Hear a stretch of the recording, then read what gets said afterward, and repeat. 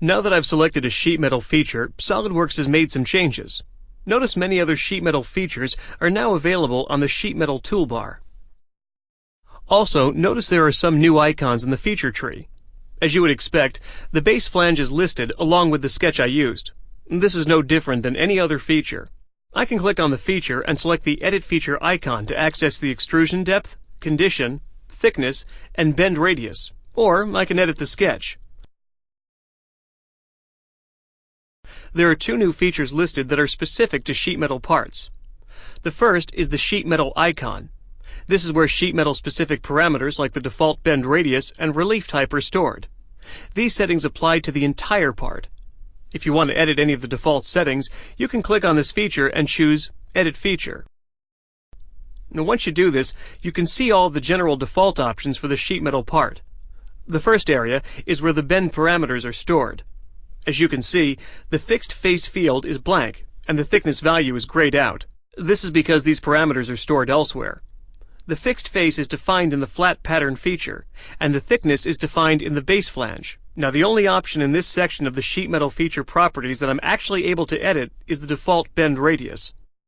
The next two sections of the sheet metal property features are the default bend allowance and auto relief for this part.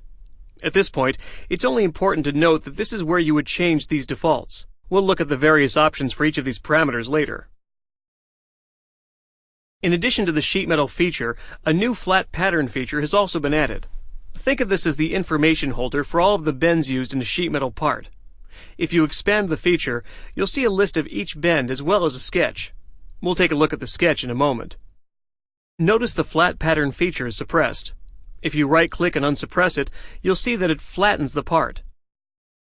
If you click on the feature and suppress it, the part folds back up. To make this process simple, SolidWorks has added a Flatten button on the sheet metal toolbar that'll toggle the suppression state of this last feature. While the part is in the flattened state, you can see some lines become visible.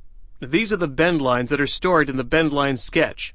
These can be useful for dimensioning purposes if you want to pass along a flat pattern drawing to your manufacturer.